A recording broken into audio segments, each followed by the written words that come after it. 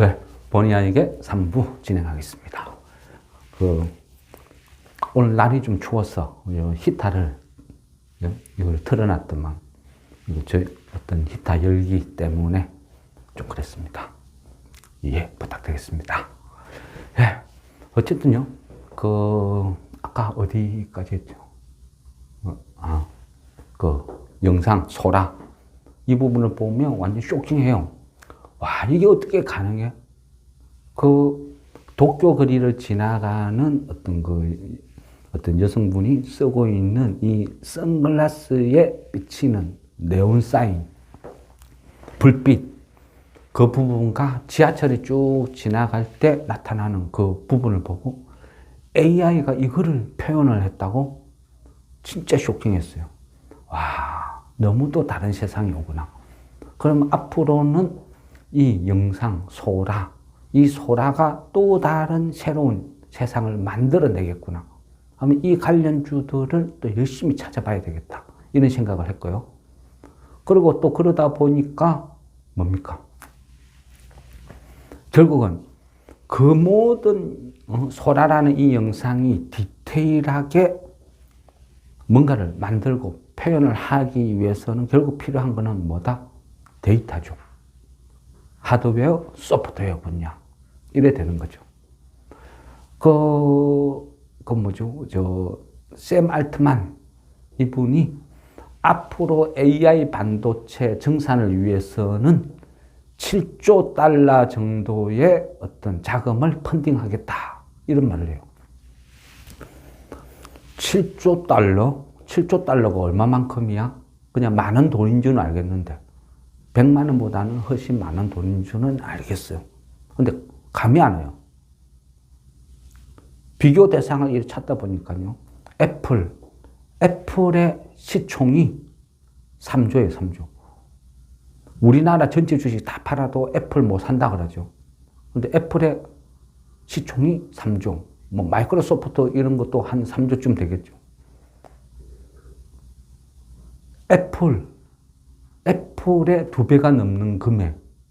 그죠? 어마어마하죠. AI 반도체를 만들기 위해서 앞으로 7조가 필요하다. 단지 AI 반도체 이거 하나만 만들기 위해서 그만큼 들 것이다. 어쨌든 인공지능의 가장 대부 샘 알트만이 했으니까 신뢰성은 있죠. 그리고 손정의 회장 요즘 뭐 하죠? 이분이 그랬죠. 미래에는 인터넷이라는 게 세상을 지배할 것이다. 대한민국이 먹고 살기 위해서는 인터넷을 전국에 다 깔아라. 그러면 한 30년 먹고 살 것 같다. 그 이후에 또 왔죠. 첫째도, 둘째도, 셋째도 인공지능이다. 근데 어쨌든 인공지능 세상이 또 왔어요. 이분 뭐 하나 열심히 지켜보고 있어요. 그러니까 손정희 회장이 AI 반도체 공장을 설립하기 위해서 열심히 프로젝트를 추진하고 있어요. 규모는 한 1,000억 달러. 어쨌든 손정희 회장이 예상을 하는 건 항상 맞았거든요. 결국은 손정희 회장도 AI 반도체를 지금 하려고 하고 있다는 거죠. 그러면 또 뭐냐? 우리 잘 아는, 그죠? 젠슨 황. 이런 사람들도 열심히 AI에 대해서 열심히 이야기를 해요.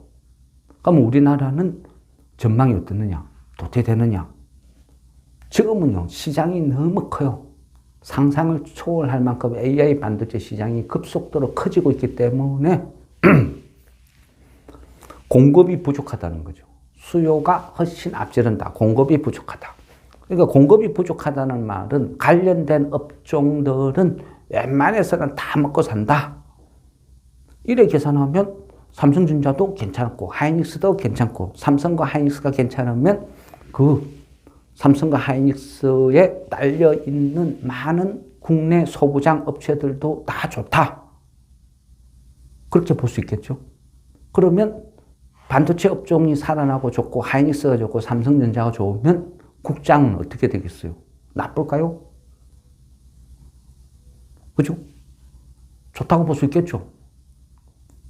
그러면 앞으로는 그죠? 소부장, 뭐 반도체, 뭐 이런 거 관련된 웬만한 업종들은 다 낙수 효과로 다 괜찮아진다. 이래 볼 수도 있고. 삼성전자가 고전을 하죠, 요즘. 하이닉스한테 뒤지고. HBM도 그죠? 훨씬 늦게 했죠. 늦게 하다 보니까 지금 하이닉스한테도 한참 뒤쳐져 있어요. 그러다 보니까 TSMC한테 치고 하이닉스한테 치고 요즘 말이 아니죠. 그런데 최근에 뭐라고 했어요? AI 부분에서 그 뭐 그죠? 뭐 다섯 손가락 안에 드는 프리퍼드 네트웍스라는 이 회사가 또 삼성전자하고 손을 잡았죠. 그 전까지는 그 TSMC하고 했거든요.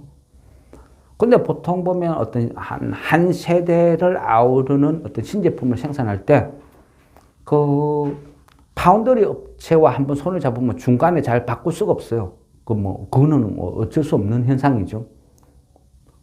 어떤 기업 비밀까지 모든 게 서로 공유가 되는 시기니까. 그러니까 어쨌든 프리퍼드 네트웍스가 삼성전자하고 손을 잡고 뭐 이런 부분 전반적으로 봤을 때는 굉장히 좋다, 괜찮다. 저는 그래 보는 거죠. 그래서 뭐 지금부터라도 늦지 않았다 생각해요. 이미 갖고 있는 종목도 많이 있잖아요. 그러니까 반도체, AI, 그전에는 AI 중에서도 뭐 솔트룩스나 이런 식으로 소프트웨어, 그죠? 소프트웨어가 강세였다. 클라우드웍스, 뭐 이런 회사들. 돈은 못 벌지만 인공지능이 이끌어낸 소프트웨어 기업들이 많은 이익을 내고 그 시장에서 각광을 받았다 하면 앞으로는 소프트웨어보다는 하드웨어 쪽이 이제는 시장을 주도하지 않을까. 그게 이제 제 생각이죠. 물론 이거는 그죠? 뭐 제 생각이라기보다는 어떤 젠슨 황, 손정의, 샘 알트먼 이런 사람들의 행보를 보고 판단하는 거예요. 그래서 이 부분으로 투자를 이제는 집중해야 되겠다. 뭐 이런 느끼는 거죠. 네, 어쨌든 뭐 이 부분은 앞으로 어떤 그 투자 방향이죠. 투자 방향 이 부분은 이제 뭐 대충 요래하고 그 26일 날 다음 주 월요일이죠. 그 중요한 그죠 이슈가 있죠. 그 밸류업 프로그램. 이 밸류업 프로그램 그죠? 일본 따라한 데 있죠. 일본 저 PBR. 일본을 따라하는 어떤 그죠? 좋게 말해서 일본 벤치마킹이니까 일본이 어떤 과정을 거쳐서 어떻게 했고 어떻게 성공했는지 그걸 보면 어느 정도 힌트, 답이 나온다는 거죠. 물론 일본이 그랬다고 우리가 똑같이 될 거다. 그거는 모순이죠.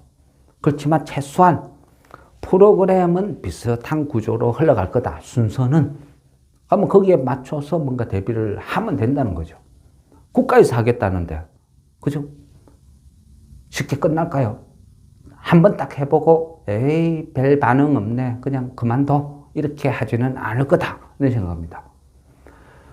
26일 날 되면 김주원 금융위원장이 어떤 프로그램에 대해서 뭔가 이야기를 하겠죠. 1차적으로는 뭐랬어요? 기업 지배 구조 어떤 개선 차원에서 시행을 했는데 코스피 자산 500억 그죠? 딱 단서를 달았죠. 그러다 보니까 그 해당되는 게 많이 없었죠. 국내 그죠? 코스피에 뭐 홀딩스라든지 금융지주사라든지 아니면 뭐 현대백화점, 롯데쇼핑, 뭐 가스공사 이런 덩치가 있는 것들이 확 움직였어요. 왜냐? 딱 단서를 달았기 때문에. 코스피 자산 5천억. 그러다 보니까 어떻게 해요? 기관은 공모주 도박판 그것만 집중하고 외인들은 국내 저가 매수 확 들어오고 물론 저 PBR 위주로. 그러다 보니까 장세가 양극화로 흘러가는 거예요. 특히 코스닥은 많이 소외되죠. 재미없어. 이런 장세가 펼쳐진 이유예요. 그러면 밸류업 이게 어떻게 될 것인가 이것도 생각을 해볼 수 있겠죠. 그러면 일본에서 시행한 프로그램을 그대로 우리한테 이래 대입을 해보는 거예요. 특히 어떻게 했어요? 일본에서는 각종 세제 혜택을 줬어요. 기업에. 그러면 우리나라도 각 기업의 세제 혜택, 저 PBR 이거를 개선하면 세제 혜택을 뭐 주자 이런 식으로 안건은 나오겠죠. 근데 이게 가능해요? 안 가능해요? 세제 혜택이라는 것은 뭐죠? 세금이죠, 세금. 세금을 깎아주겠다 이거죠. 세금을 깎아준다는 것은 뭐죠? 국회를 통해서 의결을 해야 되는 거예요. 정부에서 하고 싶다 해서 김주원 금융위원장이 하고 싶다 해서 할 수 있는 게 아니고 국회에서 의결을 해야 된다. 그런데 지금 야당이 180석인데 이게 가능해요? 야당이 도와줄까요?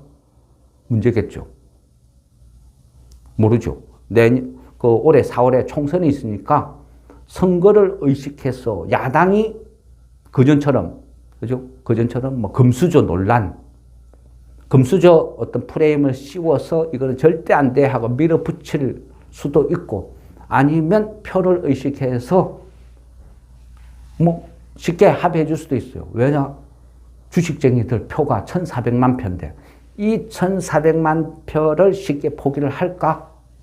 아니면 이 1,400만 표를 포기를 하고 반대에 있는 그죠? 흑수저들의 표를 흡수를 하기 위한 이유나 전략을 펼칠까? 이걸 모른다는 거죠. 어쨌든 쉽지는 않을 거다. 왜? 그동안 한 게 항상 그랬으니까. 주식하는 애들은 다 금수저야. 금수저 프레임을 씌웠다는 거죠. 그렇기 때문에 세제 혜택, 이게 과연 먹힐까? 쉽게 될까? 이거는 의문이다. 이래 볼 수도 있어요. 그죠? 세제 혜택에서 대표적인 게 뭐 금융투자소득세라든지 아니면 그 상속세, 이런 부분이죠. 이 부분은 또 우리나라 주식시장의 가장 큰 문제가 어찌 보면 상속세, 이 부분도 있거든요. 근데 금융투자소득세, 상속세, 이 부분이 만일 합의를 본다 하면 또 주식시장은 새로운 테마로 초폭등을 할 거라 봅니다. 저 PBR 관련주들은 초폭등을 할 거다. 근데 과연 야당에서 합의를 해줄까? 이게 의문이다. 그러면 이거는 뭐 확률이 반반이다. 뭐 이렇게 접어두고요. 그러면 또 두 번째로 일본에서 시행한 거 보면 뭐죠? 배당. 배당에 대한 절차 개선이나 자사주 제도, 이 부분을 손댔죠. 미국 같은 경우는요, 어떤 전체 기업이 돈을 벌면 그 돈 번 거에 50%를 환원을 해줘요. 자사주를 사서 소각을 하든 배당을 주든 한 50% 정도를 사용한다. 엄청나죠. 근데 우리나라는 어떻게 해요? 한 1%도 될라나? 또 더구나 코스닥 기업의 대부분 배당이라는 것도 안 주죠. 그게 현실이에요.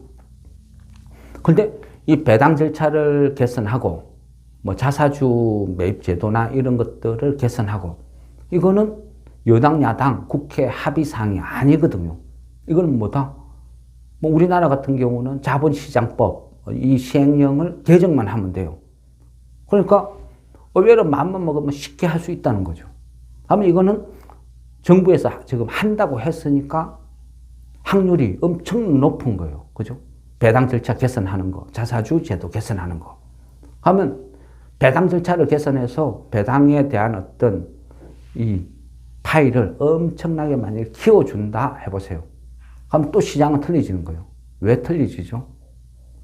시장이 반대로 움직입니다. 우리가 앞전에 그 공매도 금지했을 때 뭐라 했어요? 많은 기관들, 기관 하수인들, 기관 끈앞을들, 기관 뿌락지들, 그죠? 이런 집단들이 공매도 시행 중지하면 외국인들이 다 떠난다고 난리를 짓죠. 근데 지금 떠났나요? 오히려 기관들만 계속 주식 팔고 외인들은 더 사고 있죠.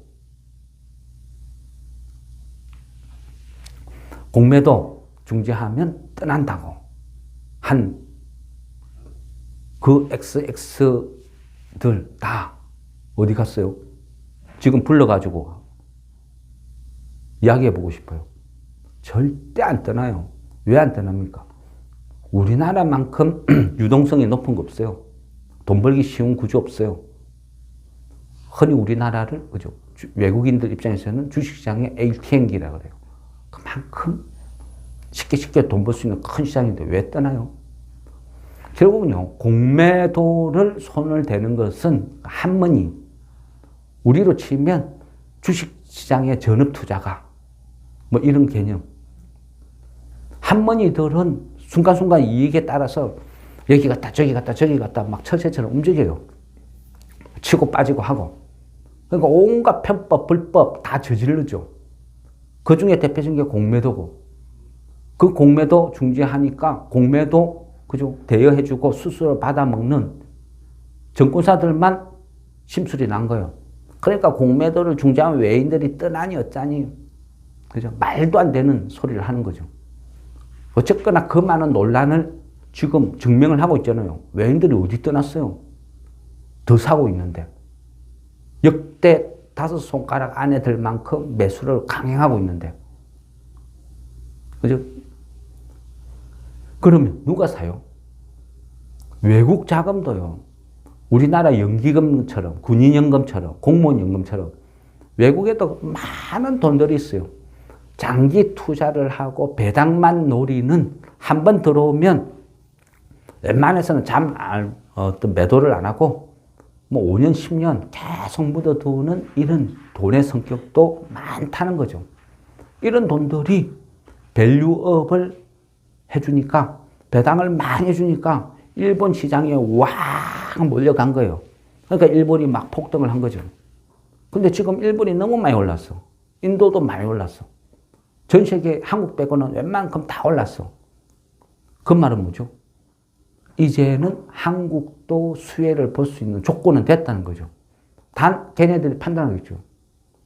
바뀌어야 뭔가가 바뀌어야 매력이 있어야 들어오는 거죠.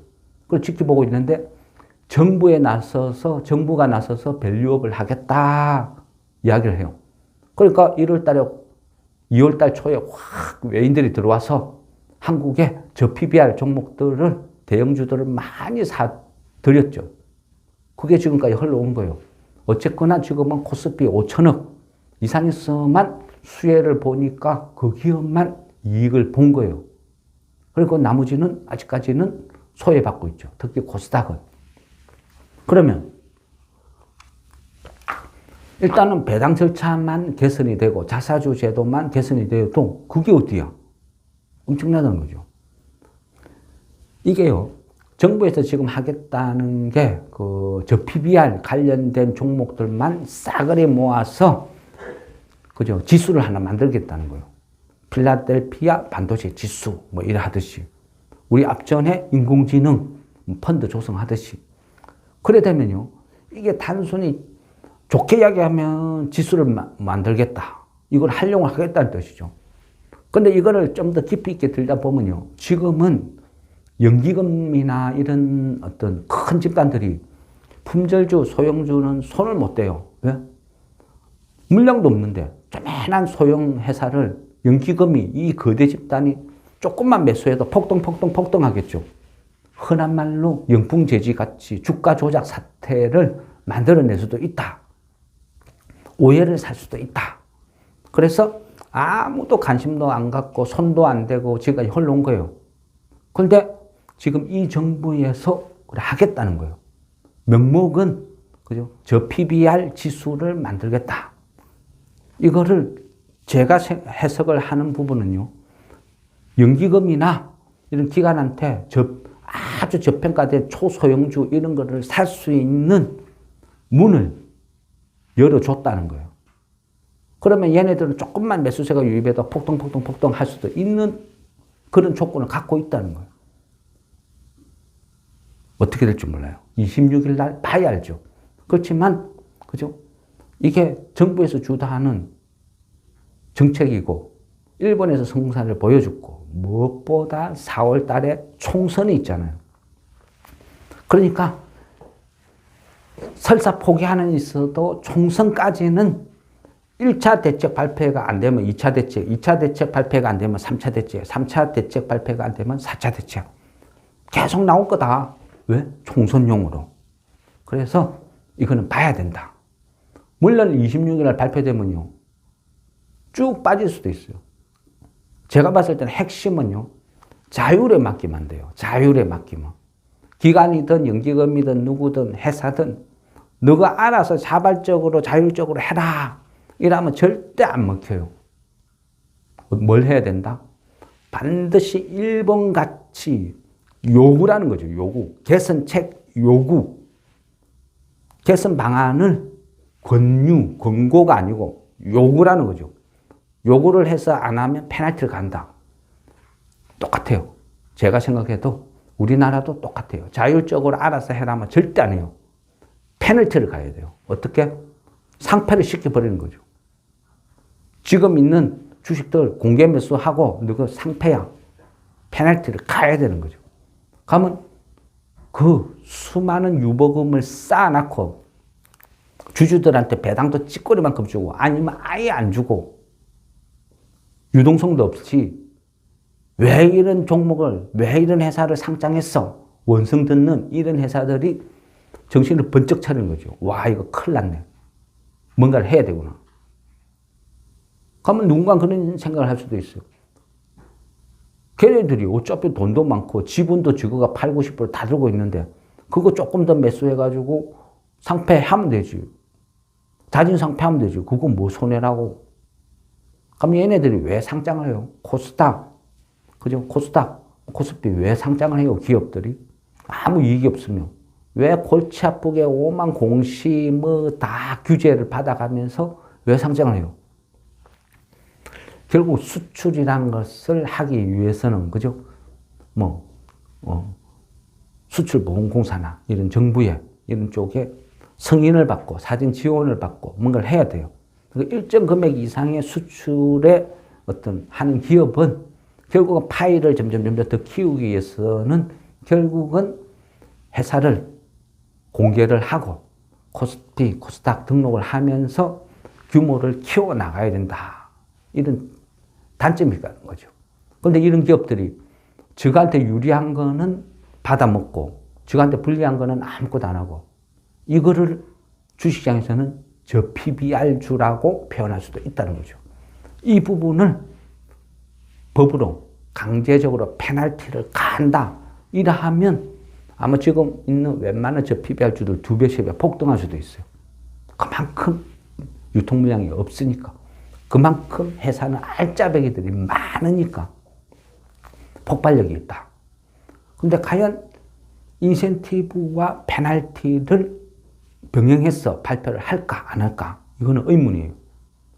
어쨌든 저는 페널티까지 같이 하면 폭발력이 있다. 그러니까 지금 그죠?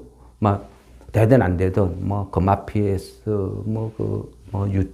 미창석유라든지 퍼시스 이런 자산주들을 몇 개를 그냥 쭉 깔아놔 보자. 어찌 될지 모르니까 그래 말씀을 드린 거죠.